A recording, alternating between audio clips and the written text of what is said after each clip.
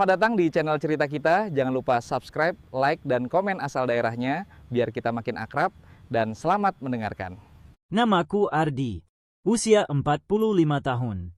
Orang-orang mengenalku sebagai seorang pengusaha sukses. Aku punya beberapa perusahaan besar, rumah megah, mobil mewah. Semua fasilitas hidup yang orang lain impikan sudah ada dalam genggamanku. Tapi, di balik semua itu, aku menyimpan satu ketakutan besar. Ketakutan yang membuatku tidak bisa tidur di malam hari. Bukan takut bisnis bangkrut, bukan takut kehilangan harta, tapi takut kehilangan anakku sendiri. Anakku satu-satunya, Naila, gadis berusia 17 tahun yang sebentar lagi menginjak masa dewasa. Cantik, cerdas, tapi perlahan aku melihat sifat buruk tumbuh di dalam dirinya. Sifat yang mungkin lahir dari rumah megah ini, dari mobil yang setiap hari menjemputnya, dari uang yang tak pernah habis di rekeningnya. Ya, sifat sombong. Aku masih ingat, pertama kali aku menyadarinya. Hari itu aku mengantar Naila ke sekolah. Aku sengaja turun dari mobil, hanya untuk melihatnya bergaul dengan teman-temannya. Dan saat itulah, aku mendengar dengan jelas bagaimana ia merendahkan salah satu temannya yang berasal dari keluarga sederhana. Katanya, "Kamu nggak pantas main sama kita, lihat deh sepatumu, sudah jelek gitu." Aku terdiam, jantungku terasa seperti ditusuk. Bagaimana bisa anakku berkata seperti itu, padahal aku, ayahnya, pernah hidup dalam kemiskinan. Aku tahu rasanya dipandang rendah. Aku tahu sakitnya diremehkan. Sejak hari itu, aku mulai dihantui pertanyaan. Apakah aku telah gagal mendidiknya? Apakah harta yang kuberikan justru membuatnya lupa jadi manusia? Aku pulang ke rumah dengan wajah murung. Istriku, Mira, bertanya, "Ada apa, Mas?" Aku hanya menggeleng. Tapi dalam hati aku bergumam, aku tidak boleh diam. Jika aku biarkan, anak ini akan tumbuh menjadi orang dewasa yang angkuh. Dan kelak, ia akan hancur karena kesombongannya sendiri. Malam itu, aku duduk lama di ruang kerja. Di hadapanku ada tumpukan laporan bisnis. Tapi pikiranku hanya tentang satu hal, bagaimana cara mengubah sifat anakku, dan disitulah sebuah ide gila muncul.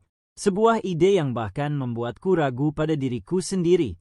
Bagaimana kalau aku menyamar menjadi cleaning service di sekolahnya?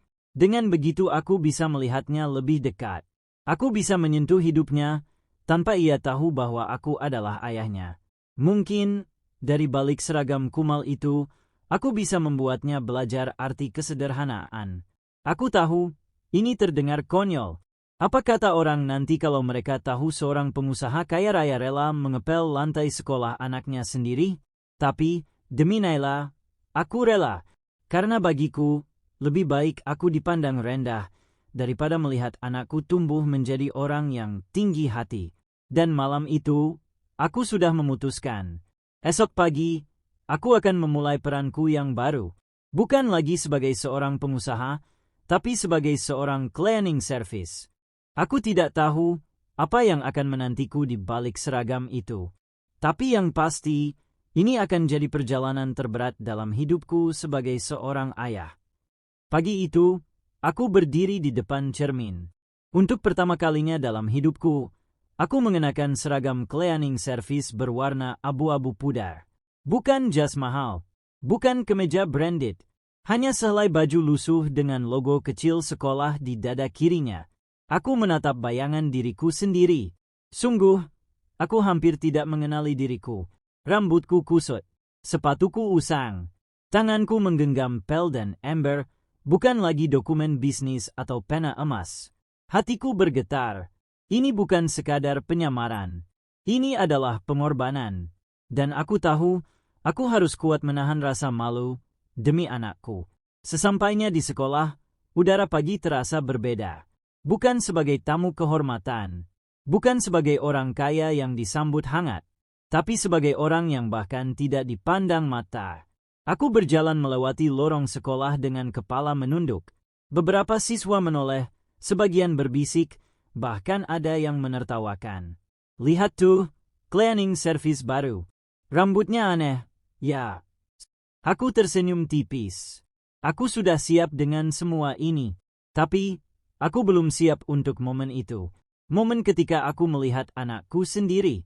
Naila, gadis yang kubesarkan dengan penuh cinta, kini berjalan melewatiku dengan tatapan dingin. Tidak ada senyum. Tidak ada sapaan. Hanya lirikan mata yang seolah berkata, "Kamu cuma seorang cleaning service. Kamu bukan siapa-siapa." Hatiku hancur berkeping-keping. Aku ingin berteriak, "Ayahmu ini, lihat aku, nak. Aku yang selama ini bekerja siang malam untukmu." Tapi aku hanya bisa menunduk, menggenggam erat gagang pel. Sore harinya, aku membersihkan aula sekolah. Tiba-tiba, aku mendengar suara Naila. Dia sedang tertawa bersama teman-temannya. Dan tawa itu berubah jadi kalimat yang menusuk jantungku. Aku paling gak suka sama cleaning service yang sok dekat sama murid. Mereka harus tahu tempatnya. Aku terdiam. Air mataku hampir jatuh, tapi aku cepat-cepat menunduk. Aku menelan pahitnya kenyataan, anakku sendiri mengucapkan kata-kata itu. Malamnya, aku duduk sendirian di kamar. Mira, istriku, masuk dan melihat wajahku yang lelah. "Mas, apa nggak terlalu berat? Kenapa harus sejauh ini?" Aku hanya tersenyum getir, lalu menjawab lirih. "Lebih berat lagi kalau anak kita tumbuh jadi orang yang lupa siapa dirinya." Aku tahu perjalanan ini baru saja dimulai, dan aku harus siap menghadapi luka-luka berikutnya. Karena menjadi seorang ayah, kadang artinya rela disakiti oleh anakmu sendiri, demi melihatnya tumbuh menjadi manusia yang lebih baik. Aku tidak tahu sampai kapan aku mampu bertahan. Tapi aku janji, aku tidak akan berhenti sebelum anakku belajar arti rendah hati. Hari itu, aku kembali mengenakan seragam abu-abu pudar yang sudah mulai berbau pel kering. Tanganku menggenggam kain lap, punggungku terasa berat, tapi tekadku masih sama. Aku datang bukan sebagai pengusaha, tapi sebagai seorang pembersih lantai. Pagi itu aku kebagian tugas di halaman sekolah. Dari kejauhan, aku melihat Naila bersama gengnya. Mereka duduk di bangku taman, tertawa keras-keras. Awalnya, aku hanya tersenyum pahit karena tawa anakku selalu menjadi musik terindah bagiku. Tapi kali ini, tawa itu berubah jadi pisau yang menusuk jantungku. Aku mendengar jelas apa yang ia katakan. "Kenapa sih sekolah ini masih terima anak-anak miskin? Ganggu pemandangan aja." Aku tertegun. Anakku, darah dagingku, bisa bicara sekejam itu? Aku memandang wajahnya. Cantik, iya. Cerdas, iya.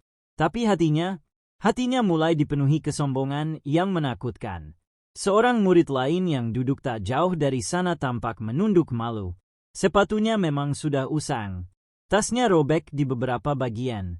Dan anakku, Naila, justru menertawakan itu bersama teman-temannya. Aku menahan napas. Aku ingin menghampiri dan memeluknya, berkata, "Jangan seperti itu, nak. Ingat, dulu ayahmu juga pernah pakai sepatu bolong. Dulu ayahmu juga pernah ditertawakan. Tapi, aku hanya cleaning service. Siapa aku di matanya?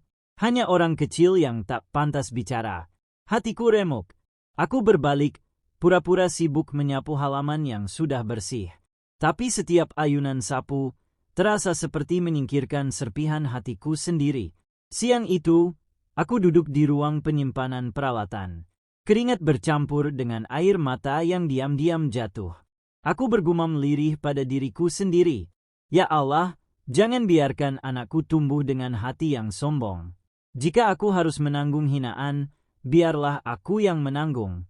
Asal jangan biarkan anakku hancur oleh kesombongannya sendiri. Dan seolah doaku dijawab, saat bel pulang sekolah berbunyi, aku melihat sebuah kejadian yang membuat hatiku makin goyah. Naila menjatuhkan bukunya. Seorang siswa miskin yang tadi ditertawakannya mencoba membantu memungut buku itu. Tapi apa yang terjadi? Naila justru menepis tangan anak itu dan berkata kasar, "Jangan sentuh barangku dengan tangan kotor kamu." Aku tercekat. Itu bukan lagi sekadar sifat manja. Itu adalah arogansi. Dan arogansi itu lahir dari hidup mewah yang aku ciptakan sendiri. Malamnya, aku tidak bisa tidur. Aku duduk di teras rumah, menatap langit yang gelap. Istriku menghampiri, meletakkan secangkir teh hangat di meja. "Mas, sampai kapan kamu kuat melihat ini semua?" katanya lembut. Aku menatapnya dengan mata merah, lalu menjawab lirih. "Sampai anak kita berubah. Sampai ia sadar bahwa harta bukan segalanya." Tapi aku takut, sebelum ia sadar, aku sudah hancur terlebih dahulu oleh ucapannya sendiri. Dan ternyata, ketakutanku itu menjadi nyata lebih cepat dari yang kuduga. Hari itu, sekolah sedang mengadakan acara di aula. Aku ditugaskan membersihkan ruangan sebelum para siswa masuk. Tanganku sibuk mengepel lantai, punggungku membungkuk, sementara suara tawa dan langkah sepatu anak-anak mulai terdengar memasuki aula. Aku mencoba menyingkir ke sudut agar tidak mengganggu. Tapi tanpa kusadari, ember yang kugunakan tersenggol, airnya tumpah ke lantai. Beberapa murid berteriak kesal karena sepatu mereka terkena cipratan. Dan di antara suara itu, aku mendengar suara yang paling menohok jiwaku. Suara Naila, anakku sendiri. "Ih, dasar cleaning service nggak becos. Udah kerjaannya cuma ngepel. Itu aja masih bikin rusuh. Dasar bikin malu." Semua mata menoleh ke arahku. Aku menunduk dalam-dalam, wajahku memerah menahan perasaan yang bercampur aduk. Rasa malu, rasa sakit, rasa ingin berteriak bahwa aku bukan sekadar cleaning service. Bahwa aku adalah ayah dari gadis yang baru saja menghinaku di depan orang banyak. Tapi aku diam. Aku hanya mengambil kain pel, mengeringkan lantai, seakan-akan aku tidak mendengar apa-apa. Padahal setiap kata yang keluar dari mulut Naila seperti cambuk yang memukul jiwaku. Saat acara berlangsung, aku tetap berdiri di belakang, pura-pura sibuk dengan peralatan kebersihan. Tapi sebenarnya aku hanya ingin melihat wajah anakku. Wajah yang dulu setiap malam aku temani tidur. Wajah yang dulu memanggilku, "Papa," dengan penuh cinta. Dan kini, wajah itu menatapku dengan jijik, seakan aku hanyalah debu yang menempel di sepatunya.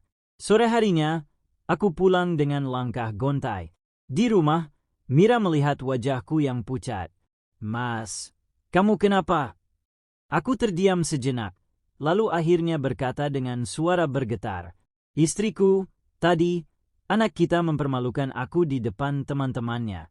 Dia tidak tahu siapa aku, tapi hatiku hancur. Rasanya, aku tidak sanggup lagi." Mira menggenggam tanganku erat. "Sabar, Mas, jangan berhenti sekarang. Justru inilah saatnya dia diuji. Kalau kamu menyerah, semua akan sia-sia." Aku mengangguk, meski hatiku masih perih. Malam itu aku menatap foto Naila kecil yang tersenyum polos di kamarnya. Aku menelusuri rambutnya dalam foto itu dengan jari bergetar, lalu berbisik lirih. "Dulu kamu pernah jadi malaikat kecilku. Nak, kapan kamu akan kembali seperti dulu?" Dan aku mulai bertanya pada diriku sendiri, apakah caraku ini benar? Atau justru aku sedang menghancurkan hubungan ayah dan anak dengan tanganku sendiri? Pertanyaan itu terus menghantui pikiranku sepanjang malam. Aku duduk di ruang kerja, lampu redup, kopi dingin di atas meja. Laporan bisnis menumpuk, tapi tak satu pun mataku bisa membacanya. Yang terus kulihat hanyalah bayangan wajah anakku yang memandangku penuh hina. Aku merasa mungkin aku memang ayah yang gagal. Aku bisa membangun gedung pencakar langit. Aku bisa menaklukkan pasar bisnis yang keras. Tapi aku tidak bisa menaklukkan hati anakku sendiri. Esok paginya, aku kembali ke sekolah dengan langkah berat. Di aula, aku mendengar lagi suara Naila. Kali ini, lebih menusuk daripada kemarin. Ia bersama teman-temannya, berdiri di depan seorang guru tua yang menegurnya karena terlambat. Bukannya meminta maaf, Naila justru berkata dengan lantang, "Bapak nggak pantas ngatur saya. Saya bayar mahal sekolah di sini, jadi saya bebas dong." Semua orang terdiam. Aku, yang kebetulan sedang mengepel tak jauh dari sana, merasa tubuhku gemetar. Itu suara anakku. Itu sifat angkuh yang kulihat dengan mata kepala sendiri. Guru itu menunduk, menahan perasaan, lalu pergi. Dan Naila, ia justru tertawa bersama gengnya, bangga dengan apa yang baru saja ia lakukan. Hatiku semakin hancur. Aku ingin menghampirinya. Aku ingin menegurnya di depan semua orang. Tapi aku bukan ayahnya di sini. Aku hanyalah cleaning service. Aku hanya bisa menatap dari jauh, dengan dada sesak yang hampir meledak. Sore itu, aku pulang dengan langkah limbung. Di teras rumah, Mira sudah menungguku. Ia melihat wajahku yang muram, lalu bertanya pelan, "Mas, kamu baik-baik saja?" Aku hanya bisa menjawab dengan suara serak, "Mira, aku takut. Aku takut anak kita benar-benar berubah jadi orang yang tidak aku kenal. Aku takut semua pengorbananku sia-sia." Mira menatapku dengan mata berkaca-kaca. "Mas, jangan pernah bilang sia-sia. Kamu sedang berjuang, dan setiap perjuangan pasti ada luka. Percayalah, suatu saat dia akan mengerti." Aku mengangguk, meski hatiku tetap gundah. Malam itu aku menatap langit-langit kamar, berdoa dengan suara lirih. "Ya Allah, jangan biarkan anakku tumbuh dalam kesombongan. Kalau perlu, ambil semua hartaku, asalkan anakku tidak kehilangan hatinya."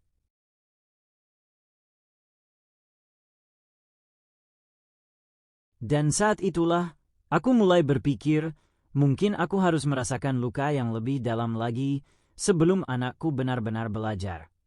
Hari itu, lukaku benar-benar menjadi nyata. Sekolah sedang mengadakan acara olahraga di lapangan. Aku ditugaskan membersihkan area tribun sebelum pertandingan dimulai. Dengan seragam lusuh dan tangan yang berlumuran debu, aku bekerja di tengah kerumunan murid-murid yang mulai memenuhi bangku penonton. Awalnya, semua terasa biasa. Sampai kemudian, aku mendengar suara Naila. Suara yang tak pernah gagal membuat jantungku bergetar, tapi kali ini bukan karena bangga, melainkan karena perih. "Lihat deh, cleaning service itu. Jalannya aja kayak orang mau jatuh. Dasar kampungan." Tawa teman-temannya pun pecah. Dan yang lebih menyakitkan, anakku sendiri ikut tertawa. Aku berhenti sejenak. Tanganku yang menggenggam kain pel gemetar hebat. Aku ingin menoleh, ingin berkata, "Naila, aku ayahmu. Kenapa kamu tega berkata begitu?" Tapi aku tidak bisa. Aku hanya menunduk, pura-pura tidak mendengar. Namun ternyata, hinaan itu belum berhenti. Salah satu teman Naila sengaja melempar botol plastik kosong ke arahku. Botol itu mengenai punggungku. Mereka tertawa keras, seolah aku ini hanyalah badut yang diciptakan untuk menghibur mereka. Aku tetap diam. Aku mengambil botol itu, memasukkannya ke kantong sampah, lalu melanjutkan pekerjaanku. Tapi di dalam hati, aku menangis. Air mata yang tidak bisa kulihatkan pada siapapun. Dan yang paling menusuk adalah ketika aku melihat mata anakku. Ia menatapku dengan pandangan jijik, seakan aku benar-benar tidak ada artinya. Sore harinya, saat aku pulang ke rumah, Mira langsung menyambutku. Ia terkejut melihat wajahku yang pucat, mataku yang sembab. "Mas, ada apa lagi hari ini?" Aku menelan ludah, lalu berkata lirih, "Mira, anak kita," menertawakanku bersama teman-temannya. Dia tidak tahu aku ayahnya, tapi rasanya tetap sakit, seolah pisau menusuk jantungku. Mira terdiam, air matanya jatuh tanpa bisa ditahan. Ia memelukku erat, seakan ingin membagi separuh luka yang kutanggung. "Mas, bertahanlah. Jangan lepaskan. Karena justru di titik terendah inilah Allah sedang menguji cinta seorang ayah." Malam itu, aku kembali duduk di teras rumah. Angin malam berhembus dingin, menusuk tulang. Aku menatap langit dan berbisik pelan, "Ya Allah, kalau aku harus dihina 1000 kali lagi, biarlah. Asalkan 1 kali saja, Engkau lembutkan hati anakku." Dan aku tahu, semakin lama aku menyamar, semakin besar pula luka yang harus kutanggung. Tapi aku sudah terlanjur berjanji, aku tidak boleh berhenti. Keesokan harinya, aku kembali ke sekolah dengan langkah berat. Setiap sudut koridor seakan menjadi saksi betapa rendahnya diriku di mata anakku. Tapi aku tetap berjalan, karena aku tahu, jika aku berhenti sekarang, semua pengorbanan ini tak akan ada artinya. Hari itu, ada kejadian yang membuat hatiku campur aduk. Naila, anak yang selama ini begitu angkuh, tiba-tiba terjatuh di tangga sekolah. Bukunya berserakan, lututnya berdarah. Aku yang kebetulan lewat, refleks berlari menghampirinya. "Nak, kamu nggak apa-apa?" tanyaku, dengan suara lirih. Aku ingin memanggilnya Naila, ingin memanggilnya putriku, tapi aku menahan diri. Naila menoleh dengan wajah kesal. "Jangan sentuh aku. Aku bisa sendiri." Ia menepis tanganku, lalu berusaha bangkit sambil menahan sakit. Teman-temannya yang biasanya selalu ada di sekelilingnya, justru pergi meninggalkannya begitu saja. Aku hanya bisa menunduk, mengambil buku-bukunya, lalu menaruhnya di tangga tanpa berkata apa-apa. Meski ditolak, meski hatiku tercabik, aku tetap ingin melindunginya, meski hanya dari jauh. Saat Naila berjalan tertatih, aku melihat sekilas wajahnya yang menahan tangis. Dan di situ, ada sesuatu yang berbeda. Ada celah kecil di balik topeng kesombongannya. Celah yang membuatku berbisik dalam hati. Mungkin inilah awal dari perubahan yang aku tunggu. Namun kebahagiaan kecil itu tidak bertahan lama. Sore harinya, aku dipanggil kepala sekolah. Ia berkata dengan nada tegas, "Kami mendapat laporan, beberapa murid merasa tidak nyaman dengan keberadaan Anda. Ada yang bilang Anda terlalu ikut campur, bahkan mendekati anak-anak. Jika ada laporan serupa lagi, mungkin kami harus mempertimbangkan posisi Anda." Tubuhku langsung terasa lemas. Aku hanya bisa menunduk, menelan semua kata yang ingin keluar. Padahal, aku hanya ingin menjadi ayah bagi anakku. Tapi di mata orang lain, aku hanyalah cleaning service yang dianggap mengganggu. Malamnya, aku pulang dengan wajah muram. Mira menyambutku di ruang tamu, matanya penuh tanya. Aku hanya duduk, menatap kosong, lalu berkata lirih, "Mira, mungkin sebentar lagi penyamaranku ketahuan, atau aku dipaksa berhenti. Tapi aku belum siap, aku belum berhasil menyentuh hati anak kita." Mira menggenggam tanganku erat, suaranya bergetar. "Mas, jangan menyerah, karena justru di saat semua pintu hampir tertutup, seringkali Allah membuka jalan yang tidak pernah kita duga." Aku mengangguk pelan, meski hatiku masih digelayuti ketakutan. Aku tahu, badai yang lebih besar sedang menunggu di depan. Dan benar saja, esok harinya, sebuah kejadian membuatku hampir kehilangan segalanya, bukan hanya penyamaranku, tapi juga cintaku sebagai seorang ayah. Hari itu sekolah mengadakan acara besar, pentas seni tahunan. Semua orang tua hadir, termasuk aku, tapi dengan seragam lusuh cleaning service. Aku menyapu aula, sementara orang tua lain duduk rapi dengan pakaian mewah. Di atas panggung, Naila tampil sebagai penari utama. Wajahnya cantik, anggun, penuh percaya diri. Untuk sesaat, aku hampir lupa luka yang ia goreskan di hatiku. Aku hanya bisa tersenyum, berbisik dalam hati, "Itu anakku, putriku." Tapi setelah pertunjukan usai, sebuah insiden terjadi. Seorang murid tiba-tiba terpeleset di panggung. Refleks, aku berlari naik untuk menolongnya. Dan disitulah, semua mata tertuju padaku. Salah satu orang tua berbisik keras, cukup untuk didengar banyak orang. Itu kan Pak Adrian, pengusaha besar? Kok jadi cleaning service di sini?" Darahku langsung berdesir. Aku bisa merasakan jantungku berdegup kencang. Beberapa orang menoleh, sebagian terlihat ragu, sebagian lagi mulai berbisik-bisik. Aku buru-buru menunduk, menurunkan murid itu dari panggung, lalu segera kembali ke pojok aula. Tapi terlambat. Aku melihat Naila menatapku dari kejauhan. Tatapan itu tajam, curiga, penuh pertanyaan. Setelah acara selesai, Naila mendekat dengan langkah cepat. Wajahnya penuh emosi, matanya bergetar menahan amarah. "Pak, siapa kamu sebenarnya?" tanyanya pelan, tapi nadanya menusuk. Aku terdiam. Lidahku keluh. Ingin sekali aku menjawab, "Aku ayahmu, Nak." Tapi aku tahu, belum saatnya. Sebelum aku sempat berkata apa-apa, salah satu temannya datang dan berbisik ke telinganya. Nay, kayaknya bener deh, itu mirip banget sama fotonya di majalah bisnis. Jangan-jangan, dia pura-pura jadi tukang bersih-bersih. Naila menatapku lama, seolah mencoba membaca wajahku. Lalu tiba-tiba, ia tertawa. Bukan tawa hangat, tapi tawa mengejek. Kalau bener kamu bapakku, kenapa harus nyamar jadi orang rendahan kayak gini? Hah, kamu nggak malu? Kata-katanya seperti pisau yang menancap di dadaku. Aku hanya bisa menunduk, menahan air mata yang hampir jatuh. Aku tahu, saat itu aku benar-benar hampir kehilangan segalanya. Malamnya, di rumah, aku hanya bisa duduk termenung di kursi goyang. Mira mendekat, memegang pundakku. Mas, wajahmu pucat sekali. Apa yang terjadi? Aku menarik napas panjang, lalu menjawab dengan suara bergetar. Mira, rahasiaku hampir terbongkar. Dan yang paling menyakitkan, Naila melihatku bukan sebagai ayahnya, tapi sebagai orang rendahan yang ia hina. Dan aku pun sadar, mungkin sebentar lagi, topengku akan benar-benar jatuh, entah aku siap atau tidak. Keesokan harinya, aku datang ke sekolah dengan langkah gontai. Setiap suara bisik-bisik di lorong seperti menertawakan diriku. Mataku mencari Naila, tapi ia sama sekali tidak menoleh, seolah aku bukan siapa-siapa.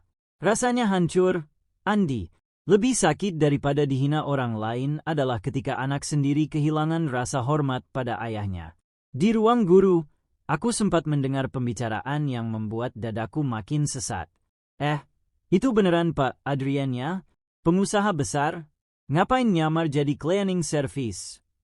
Mana mungkin cuma mirip. Masa sih orang kaya mau nyapu-nyapu kayak gitu? Aku berdiri terpaku, menahan diri agar tidak menangis. Tapi saat itulah, tiba-tiba pintu ruang guru terbuka. Dan seseorang yang tak pernah kuduga masuk ke sana, salah satu rekan bisnis lamaku. Matanya langsung membesar begitu melihatku dengan seragam biru lusuh. Adrian, ya Tuhan, ini beneran kamu, katanya keras, membuat semua guru terdiam. Aku ingin sekali berlari, tapi kakiku berat. Aku hanya bisa menunduk, mencoba tetap menyapu lantai. Namun lelaki itu tidak berhenti. Kamu gila ya? Punya perusahaan sebesar itu, tapi pura-pura jadi cleaning service? Apa kamu udah nggak waras? Suasana hening. Semua mata menatapku. Dan dari kejauhan, aku melihat Naila berdiri di pintu, mendengarkan semuanya. Wajahnya pucat. Matanya penuh kebingungan. Bibirnya bergetar, seperti ingin menanyakan sesuatu, tapi tertahan. Aku panik. Ingin aku mendekatinya, menjelaskan semuanya. Tapi sebelum aku sempat melangkah, Naila berlari pergi, air matanya jatuh di lorong sekolah. Aku mengejarnya, tapi langkahku kalah cepat. Naila, tunggu. Dengarkan ayah dulu, teriakku dalam hati, meski yang keluar hanya lirih. Malamnya, aku duduk sendirian di kamar. Mira menatapku cemas. Mas, ini semua sudah terlalu jauh. Cepat atau lambat, Naila akan tahu semuanya. Aku menunduk, menggenggam tanganku sendiri yang bergetar.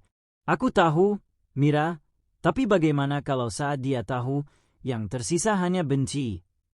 Dan malam itu aku hanya bisa berdoa, semoga ketika kebenaran akhirnya terungkap, anakku masih mau memanggilku ayah. Tapi doaku ternyata tak terkabul secepat itu. Besok paginya, Naila tidak lagi sama. Ia pulang sekolah lebih cepat, wajahnya merah dan matanya sembab karena menangis. Begitu sampai di rumah, ia membanting tasnya, menatapku dengan sorot mata penuh luka. Jadi, selama ini ayah bohong sama aku, katanya, suaranya pecah. Tubuhku langsung lemas.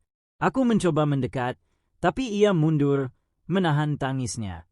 Ayah pikir aku nggak malu? Semua teman-teman tahu kalau ayahku nyamar jadi tukang bersih-bersih. Mereka semua ngetawain aku, ya. Aku ingin menjawab, ingin menjelaskan alasanku. Bahwa semua ini kulakukan karena aku takut ia jadi anak yang sombong. Tapi lidahku keluh.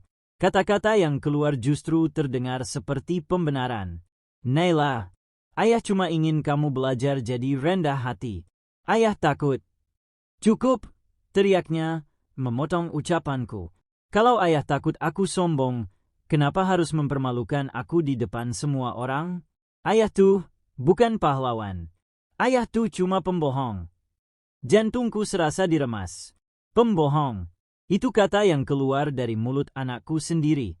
Mira mencoba menenangkan Naila, tapi anak itu menepis tangannya dan berlari ke kamar, mengunci pintu dengan keras. Tinggallah aku di ruang tamu, berdiri membeku, sementara kata-katanya terus bergema di kepalaku. Malam itu aku tidak bisa tidur. Aku duduk di depan kamar Naila, menunggu ia keluar, meski hanya untuk marah lagi padaku. Tapi pintu itu tak pernah terbuka. Aku merasa, untuk pertama kalinya, aku bukan lagi ayah di matanya. Aku hanyalah orang asing yang telah menghancurkan harga dirinya. Dan saat aku duduk di lantai dingin itu, aku sadar, mungkin aku baru saja kehilangan sesuatu yang lebih berharga dari semua harta, kepercayaan anakku sendiri. Keesokan paginya, luka itu semakin terasa nyata. Naila keluar kamar tanpa menoleh sedikit pun ke arahku. Bahkan ketika aku mencoba menyapanya dengan suara lirih, ia hanya melewati seperti aku tidak ada. Hatiku hancur, tapi aku masih mencoba bertahan. Aku menawarinya sarapan, menyiapkan roti bakar kesukaannya. Namun ia hanya mendorong piring itu dan berkata dingin, "Aku nggak butuh apapun dari ayah." Kata-kata itu menamparku lebih keras dari apapun. Dan puncaknya terjadi ketika di sekolah. Aku yang sedang menyapu lorong tiba-tiba melihat Naila bersama teman-temannya. Salah satu dari mereka menunjuk ke arahku sambil tertawa. "Nay, itu kan bapakmu yang tukang bersih-bersih?" "Ya." Aku berharap Naila akan membelaku. Meski marah, meski kecewa, setidaknya ia masih akan berkata, "Iya, itu ayahku." Tapi yang keluar justru membuat nafasku tercekat. Dengan wajah dingin, Naila menjawab, "Bukan, aku nggak kenal dia." Seakan-akan bumi runtuh di bawah kakiku. Aku berdiri kaku, menyapu lantai yang tak lagi terlihat karena mataku mulai berkaca-kaca. Anakku sendiri menolak mengakuiku di depan orang lain. Malamnya, aku mencoba bicara lagi dengannya. Aku mengetuk pintunya perlahan. "Naila, ayah mohon, sekali saja dengarkan ayah. Semua ini ayah lakukan karena cinta." Namun jawabannya terdengar dari balik pintu, dingin dan menusuk. "Kalau itu cinta, ayah nggak akan mempermalukan aku. Aku lebih baik nggak punya ayah daripada punya ayah kayak ayah." Tubuhku ambruk seketika. Tangisku pecah tanpa bisa kutahan lagi. Dan di dalam hatiku, aku berteriak, apakah pengorbananku selama ini hanya membuatku kehilangan segalanya? Malam itu aku sadar, mungkin aku sedang menyaksikan perlahan-lahan anakku sendiri belajar membenciku. Dan benar saja, hari-hari berikutnya Naila semakin menjauh. Ia tidak lagi pulang bersama kami. Ia sengaja memilih naik kendaraan umum, padahal sopir keluarga siap menjemputnya. Setiap kali aku mencoba menyapanya, ia hanya menghindar. Aku melihat ponselnya kini penuh dengan obrolan bersama teman-temannya, dan di sana, aku membaca sekilas, mereka mengejekku dengan berbagai sebutan, ayah tukang sapu, ayah kuli sekolah. Dan Naila tidak membelaku. Ia malah menuliskan emotikon tertawa, seolah setuju dengan mereka. Hati ini seperti diremukkan. Bagaimana bisa anak yang dulu selalu memelukku sebelum tidur, kini tega menertawakanku di balik layar? Puncaknya terjadi pada sebuah acara sekolah. Orang tua diundang hadir untuk menyaksikan anak-anak tampil. Aku datang, masih dengan seragam cleaning serviceku, karena saat itu tugasku belum selesai. Ketika mataku mencari Naila di atas panggung, aku berharap ia akan tersenyum bangga melihatku hadir. Namun yang terjadi, begitu pandangan kami bertemu, ia langsung menunduk, wajahnya merah karena malu. Setelah acara selesai, aku mencoba menghampirinya. "Naila, kamu tampil luar biasa. Ayah bangga sekali." Tapi ia menepis tanganku, lalu berbisik dengan suara bergetar penuh amarah, Kenapa ayah datang pakai seragam itu? Ayah tahu nggak? Semua orang liatin aku. Aku muak, ya, muak jadi anakmu.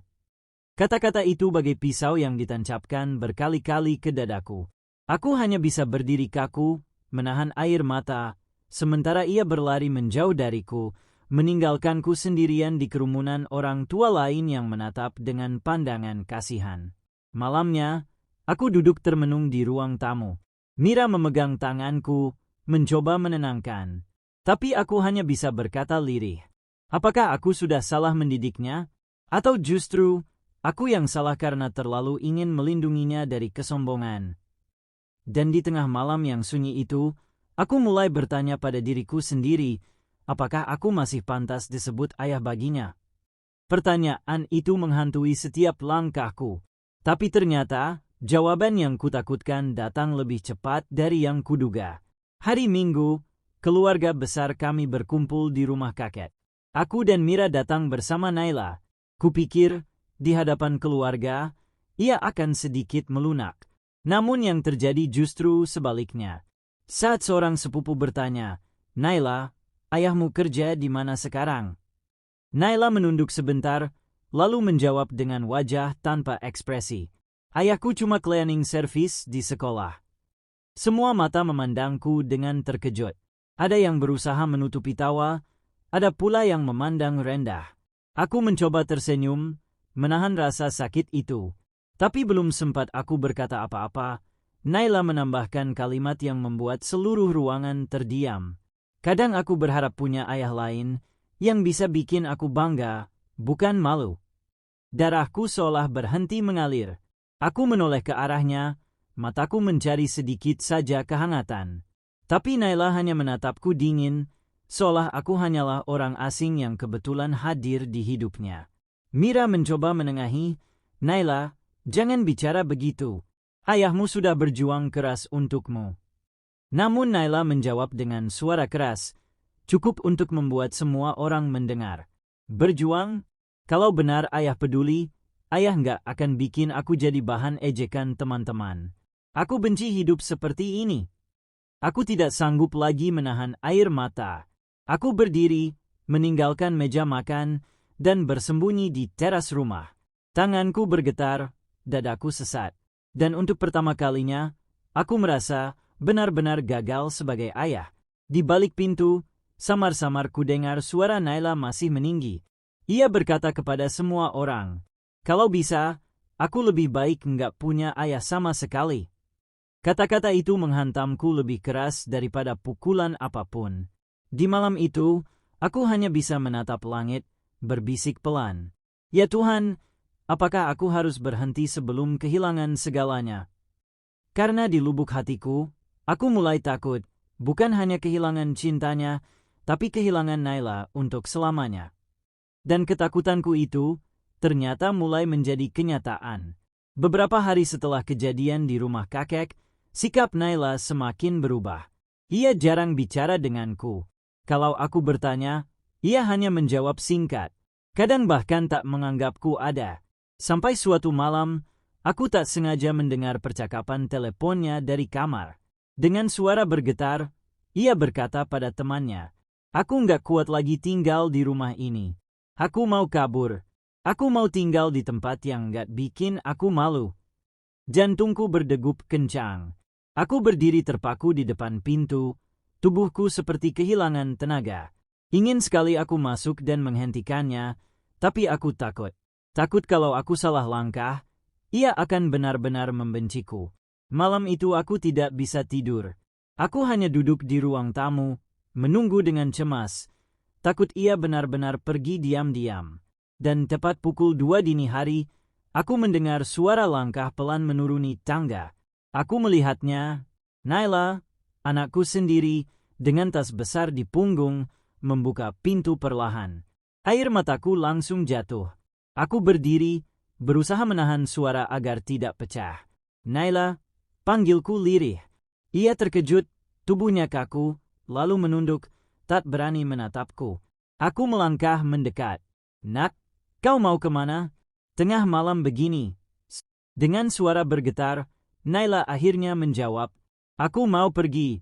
Ya, aku nggak bisa hidup dengan rasa malu ini. Aku nggak mau terus diejek. Aku benci keadaan ini. Kata-katanya menusuk jantungku lebih dalam daripada pisau. Aku ingin memeluknya, tapi ia mundur, menatapku dengan mata penuh amarah sekaligus luka. Dan di saat itu aku sadar, aku hampir benar-benar kehilangan anakku. Tapi apakah doaku masih berarti baginya? Malam itu, aku berlutut di hadapan Naila. Tanganku gemetar memegang kakinya, air mataku jatuh tanpa bisa kutahan. Naila, jangan pergi. Nak, kalau kau pergi, ayah hancur. Ayah nggak sanggup kehilanganmu. Ia berdiri membeku, menatapku dengan mata yang berkaca-kaca. Namun hatinya masih penuh luka. Tapi, ya, aku capek. Aku malu. Aku nggak sanggup terus ditertawakan orang. Aku benci lihat teman-temanku merendahkan kita. Aku menarik napas dalam-dalam, suaraku pecah ketika menjawab. Nak, biar dunia hina ayah. Jangan biarkan dirimu ikut hancur karenanya. Ayah sanggup menanggung semua sakit, asal jangan kamu. Naila mulai menangis. Tapi tangisannya bukan berarti ia luluh. Ia justru berkata dengan nada getir. Kenapa, ya? Kenapa ayah tega bikin aku hidup seperti ini? Kenapa harus jadi cleaning service? Bukannya ayah bisa kerja lebih layak? Pertanyaan itu menamparku keras. Dadaku terasa sesat. Rahasia yang kusimpan selama ini mulai mendesak keluar. Aku hanya bisa menunduk, lalu berkata lirih. Karena ada hal yang gak bisa ayah ceritakan, Naila, belum saatnya kau tahu. Tapi semua ini, ayah lakukan untukmu. Ia terdiam, wajahnya penuh bingung dan amarah bercampur. Tangannya masih menggenggam erat tas ransel. Aku melihat jelas, anakku sedang berada di ujung jurang. Satu langkah saja, ia bisa pergi meninggalkanku untuk selamanya. Malam itu, aku hanya bisa menangis terseduh, memohon dengan suara serak. Naila, kalau kau benci ayah, bencilah. Tapi jangan tinggalkan ayah. Jangan pergi, nak. Ayah cuma punya kamu. Tapi entah keputusan apa yang akan ia ambil setelah melihat ayahnya berlutut menangis di hadapannya. Naila menggenggam erat tas ranselnya.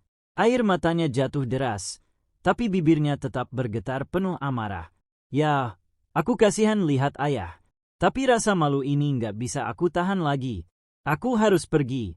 Mungkin, aku harus cari hidupku sendiri. Dunia seakan runtuh di hadapanku. Aku berdiri terhuyung, menatap anakku yang begitu kucintai hendak meninggalkan rumah. Naila, jangan bilang begitu, nak. Hidupmu bukan di luar sana. Hidupmu di sini, sama ayah. Jangan pergi. Ia menoleh, matanya penuh luka dan kecewa. Kalau ayah sayang sama aku, buktikan. Jangan sembunyi terus di balik seragam cleaning service itu. Aku butuh ayah yang bisa bikin aku bangga, bukan ayah yang jadi bahan hinaan orang. Kata-katanya menusuk hatiku lebih dalam dari pisau manapun. Aku ingin berteriak, ingin mengatakan bahwa aku bukan sekadar cleaning service, bahwa aku punya segalanya untuk membuatnya bangga. Tapi lidahku keluh. Dan di saat itulah, Naila membuka pintu rumah dengan tangan bergetar, lalu berkata pelan, mungkin kalau aku jauh dari ayah, aku bisa ngerti arti semua ini. Maafkan aku, ya. Pintu menutup pelan. Aku terjatuh ke lantai, tubuhku bergetar, nafasku tercekat. Naila, jangan tinggalkan ayah, jangan. Air mataku pecah, menetes di lantai. Malam itu menjadi malam paling gelap dalam hidupku.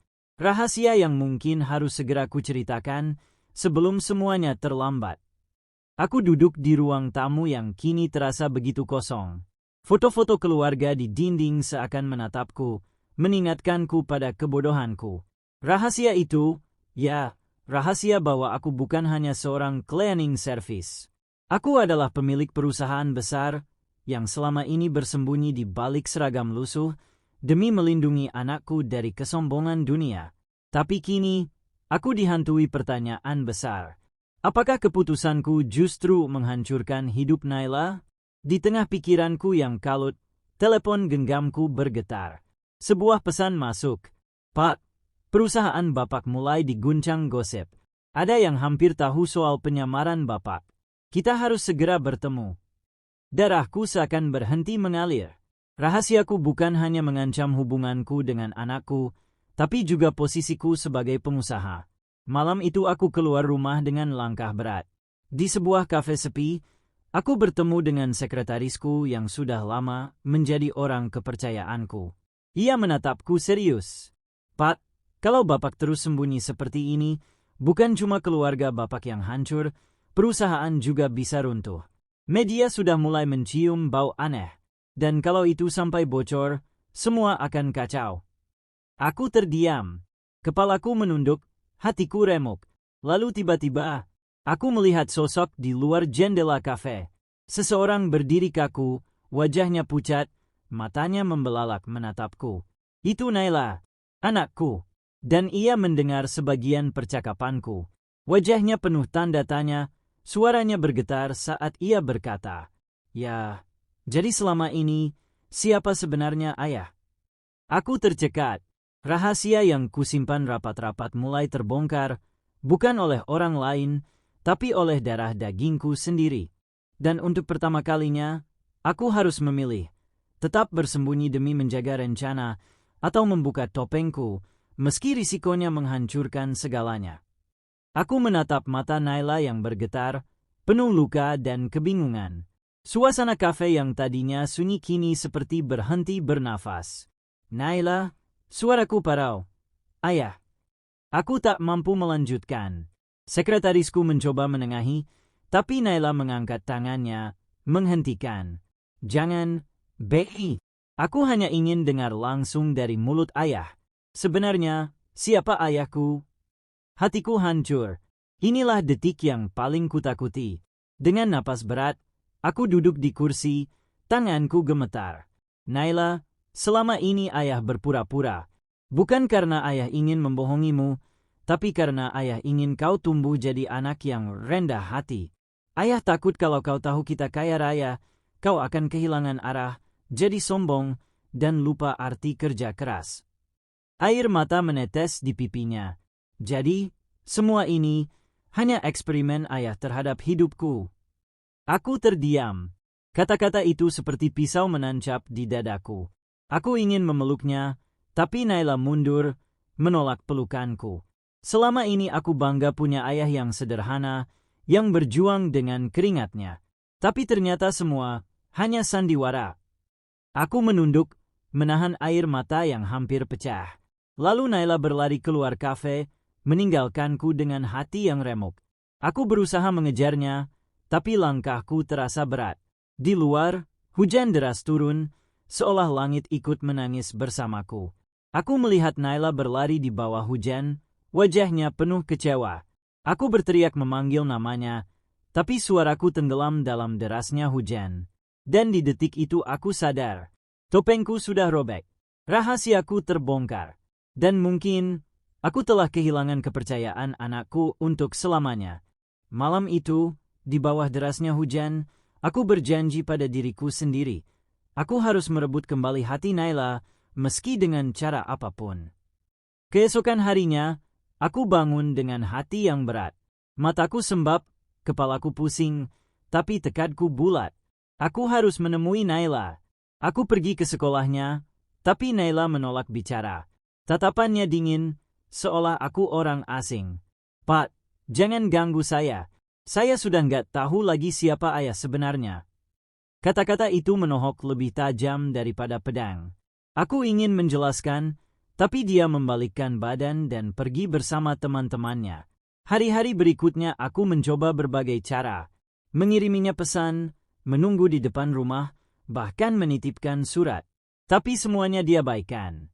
Sampai suatu malam, aku mendengar tangisannya di kamar. Aku berdiri di depan pintu, ragu. Akhirnya ku beranikan diri masuk, duduk di lantai kamar, menatapnya yang membelakangi. "Naila, ayah tahu, ayah sudah melukai hatimu. Tapi percayalah, semua ini bukan untuk menjatuhkanmu. Ayah hanya ingin kamu jadi kuat, mandiri, bukan anak manja yang bergantung pada harta." Dia terisak, tapi tidak menoleh. Kalau ayah sayang sama aku, kenapa ayah nggak percaya sama aku dari awal? Kenapa ayah harus bohong? Aku tercekat. Pertanyaan itu sederhana, tapi aku tidak punya jawaban yang bisa menghapus lukanya. Aku hanya bisa mendekat, memegang tangannya perlahan. Naila, ayah salah, dan ayah akan menebusnya. Apapun yang harus ayah lakukan, ayah akan lakukan. Untuk pertama kalinya setelah sekian lama, Naila menoleh padaku, matanya basah. Buktikan, ya, jangan cuma kata-kata. Hati ini sedikit lega. Meski perih, tapi ada secercah harapan. Dan malam itu, aku sadar, perjuangan terberat seorang ayah bukan membangun kekayaan, melainkan membangun kembali kepercayaan anaknya yang telah hancur. Esok harinya, aku memutuskan melakukan sesuatu yang tak pernah kubayangkan sebelumnya. Aku mengumpulkan seluruh karyawan di perusahaan besar yang selama ini kutinggalkan di tangan direktur utama. Di hadapan ratusan orang, aku berdiri dengan seragam cleaning service yang selama ini kupakai. Semua orang di sini mengenalku sebagai pemilik perusahaan ini, tapi beberapa bulan terakhir, aku hidup sebagai seorang cleaning service. Suara gemuruh memenuhi ruangan. Ada yang kaget, ada yang berbisik-bisik tak percaya. Tapi mataku hanya tertuju pada Naila yang duduk di barisan depan, menatapku dengan campuran marah, kecewa, dan bingung. Aku menarik napas panjang, lalu melanjutkan. Aku ingin anakku belajar bahwa harga diri, kerja keras, dan kebaikan hati lebih berharga dari sekadar uang. Tapi aku salah, aku membuatnya terluka. Hari ini, aku ingin menebus itu semua. Tanganku bergetar, namun aku tetap menatapnya. Naila, di depan semua orang ini, ayah minta maaf. Ayah terlalu keras kepala, terlalu takut kehilanganmu karena dunia yang penuh kemewahan ini. Padahal, justru dengan kebohongan ayah hampir benar-benar kehilanganmu. Hening. Semua mata tertuju padanya. Naila berdiri perlahan, air mata jatuh di pipinya. Ya, aku marah, aku kecewa. Tapi aku juga tahu, semua yang ayah lakukan, karena sayang sama aku. Aku butuh waktu untuk memaafkan, tapi aku nggak mau kehilangan ayah. Aku tak sanggup menahan tangis. Aku berlari memeluknya di depan semua orang. Untuk pertama kalinya, Naila memelukku kembali dengan erat. Suara tepuk tangan menggema, tapi aku tak peduli. Yang kupedulikan hanya hangatnya pelukan itu, tanda bahwa hatinya mulai terbuka kembali. Dan disitulah aku sadar, bukan harta, bukan tahta, bukan perusahaan besar yang jadi kebanggaanku. Kebanggaan terbesarku adalah ketika anakku memelukku kembali, dan aku bisa mendengar ia memanggilku dengan tulus. Ayah.